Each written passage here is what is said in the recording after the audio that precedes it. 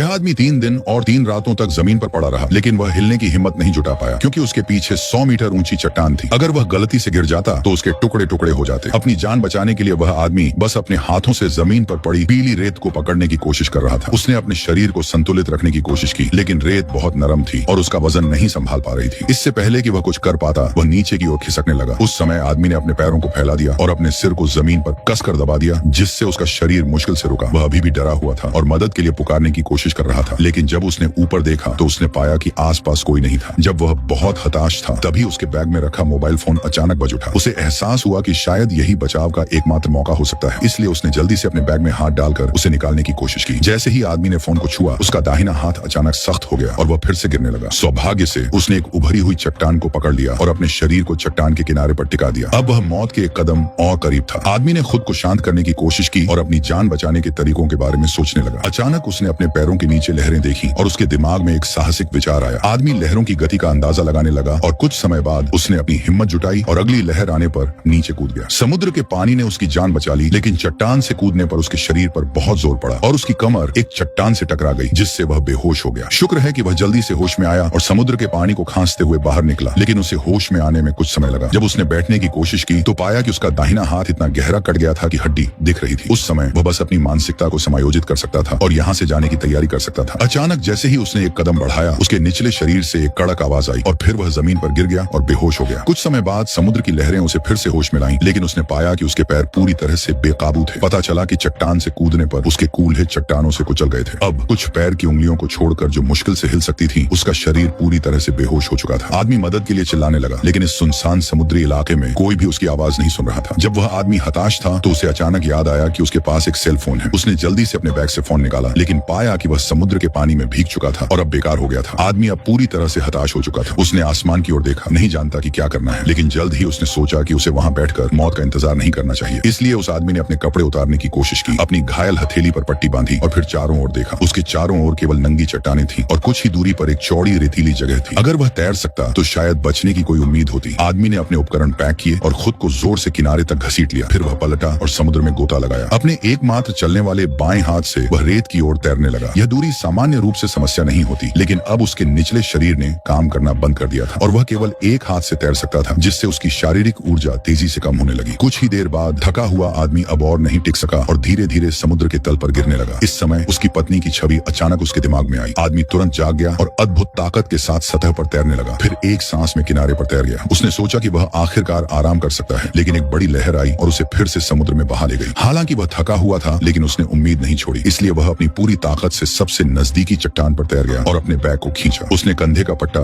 चट्टान पर लटकाया। उसने इस जीवन रक्षक तिनके को कसकर पकड़ रखा था, जिससे उफनती लहरें लगातार उस पर वार कर रही थी। एक समय के बाद लहरें अंततः पीछे हट गईं और वह आदमी फिर से भाग्यशाली था। लेकिन इस बार एक सींगल ने आदमी की असावधानी का फायदा उठाया और उसके घाव से मांस का एक टुकड़ा निकाल लिया। आदमी तुरंत जाग गया और जल्दी से सीगल को भगाने के लिए हाथ हिलाया। फिर कंधे का पट्टा फाड़ने के लिए संघर्ष किया और जमीन पर गिर गया। फिर उसने अपने शरीर को समुद्र तट पर खींचा और दिन का अधिकांश समय एक संकट संकेत लिखने में बिताया, ताकि कोई भी गुजरने वाला उसे देख सके। हालांकि अंधेरा होने तक आदमी ने बचाव का इंतजार नहीं किया। पानी नहीं पीने के कारण उसका गला सूख गया था। उसने अपने पैरों के नीचे एक छोटा सा छेद खोदा और उसमें टिन की पन्नी रखकर पानी इकट्ठा करने की कोशिश की, लेकिन अपनी गंभीर चोट के कारण वह केवल पेशाब कर सका। तभी समुद्र से गर्जने की आवाज आई और ऐसा लग रहा था कि भारी बारिश होने वाली है। आदमी ने जल्दी से बची हुई टिन की पन्नी छेद में डाल दी और फिर बारिश को पकड़ने के लिए इंतजाम किया। उसने अपनी जीभ को बारिश की बूंदों के लिए खोला, लेकिन केवल कुछ बूंदें ही गिरी। निराश होकर उसने फिर से टिन की पन्नी को उठाया और उसे चूसा, लेकिन पानी की एक बूंद भी नहीं मिली। निराशा ने उसे इतना तोड़ दिया कि वह जमीन पर रोने लगा और अंत में इस कठिनाई को स्वीकार करना पड़ा। अगले दिन आदमी को एक जरूरी फोन की घंटी सुनाई दी। उसने आवाज के स्रोत की तलाश की और जल्दी से समुद्र तट के नीचे से अपना मोबाइल फोन निकाला। उसमें अपने माता पिता की छवि देखकर आदमी तुरंत खुश हो गया। उसने उन सभी को अपने दुखद अनुभव के बारे में बताया और उम्मीद जताई कि वे जल्द ही उसे बचाने के लिए आएंगे। हालांकि फोन के दूसरी तरफ मौजूद व्यक्ति ने सिर्फ अपने आप से बात की और कोई जवाब नहीं दिया। उसे एहसास हुआ कि यह सब सिर्फ एक भ्रम था। उसने समझ लिया कि वह आज शायद न बचे, इसलिए उसने फोन पर अपने परिवार को अंतिम अलविदा कहा। फिर थका हुआ आदमी समुद्र तट पर लेट गया, चुपचाप मौत का इंतजार कर रहा था। उसके घाव से सड़े हुए मांस की गंध ने समुद्र तट पर कई सीगलों को आकर्षित किया, जो उसकी मौत का इंतजार कर रहे थे। अचानक समुद्र में एक जहाज हल्का सा दिखाई दिया, जिसने उस आदमी को फिर से बचने की उम्मीद दिखाई। भले ही यह सिर्फ एक भ्रम था, फिर भी वह किसी भी बचने के मौके को छोड़ने को तैयार नहीं था। इसलिए उस आदमी ने आधा सरबोर्ड उठाया और बिना किसी हिचकिचाहट के समुद्र की ओर चल पड़ा। हालांकि लहरें उसे बार बार किनारे पर धकेल रही थी, लेकिन उसने हार नहीं मानी। अंत में उसके लगातार प्रयासों से वह बड़ी लहरों की रुकावट को